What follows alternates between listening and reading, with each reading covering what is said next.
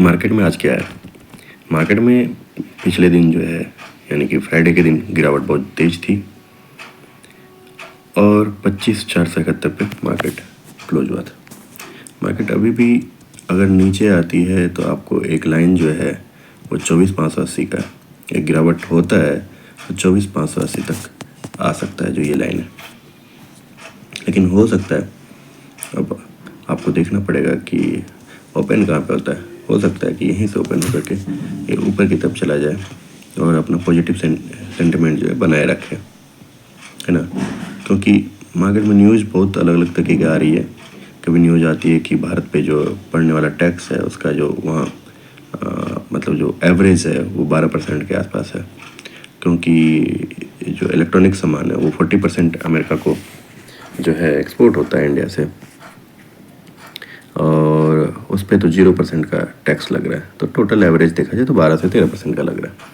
ये सब चीज़ें एक पॉजिटिव है। लेकिन एक्चुअल में इलेक्ट्रॉनिक तो गुड्स में आप देखोगे तो क्या है, मोबाइल है और भी बहुत सारी चीज़ें, लेकिन उसका उतना असर इस मार्केट में जो सबसे ज़्यादा जो बुरी तरह से प्रभावित कर रहा है वो आईटी को है।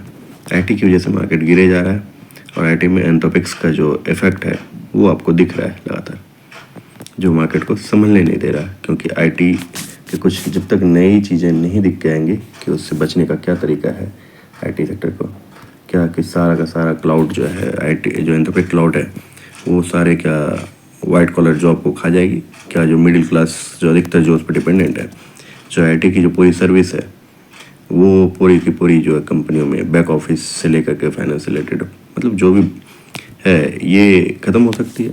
तो ये सब चीज़ों से मार्केट आईटी सेक्टर जो है पूरी तरह से हिला हुआ है। लेकिन बेसिकली अब है कि मार्केट कहाँ जा सकती है। देखिए, एक तो है कि 200 ये में एकदम बहुत नज़दीक है 25,200। देखिए ये यहाँ 25,200 25,471 के आसपास है। 200 को अगर नीचे तोड़ता है तो भाई साहब ये नेगेटिव जोन में पहुँच जाएगा, क्योंकि 200 EMA जो होता है वो बहुत ही मतलब मैं डे वाली बात कर रहा हूँ। 200 EMA जो होता है वो बहुत ही मतलब सेंटिमेंट को जो है हिलाने वाला होता है। तो एक वो भी चीज़ है कि 200 EMA को क्रॉस ना करना चाहिए, है ना। अगर देखा जाए तो एक लाइन है 24,800 के आसपास, 225 से 24,800 के बीच। लेकिन फिर यहाँ से समझना है, क्योंकि एक बार ये पहले भी नीचे आकर के फिर वापस गया है एक तेज़ी से। लेकिन देख लीजिए कि वहाँ पे है, अगर उसको तोड़ता है, तोड़ के वापस आता है तो 1-2 दिन के अंदर आ जाना चाहिए, क्योंकि फिर वीकली के हिसाब से भी देखा जाएगा। 15 मिनट में फिर तो ऐसा कुछ दिख नहीं रहा। 15 मिनट में आपको गिरावट का ही सीधे दौर दिख रहा है। अब है कि डिपेंड कि मार्केट खुलती कहाँ पे, मार्केट खुलेगी जहाँ पे उसी पे डिपेंड करेगा, है ना। मार्केट खुले वहाँ से ऊपर जाएगा या नहीं जाएगा।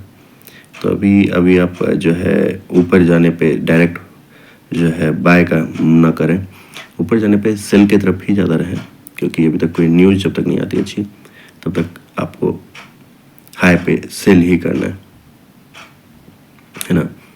और 25,400 पे मार्केट है। अब जो है 25,000 जो है अगला स्टॉप एक तरह से आप समझ सकते हो, जो कि जनरल और बेसिक रहता है। ठीक है, चलिए फिर मिलते हैं।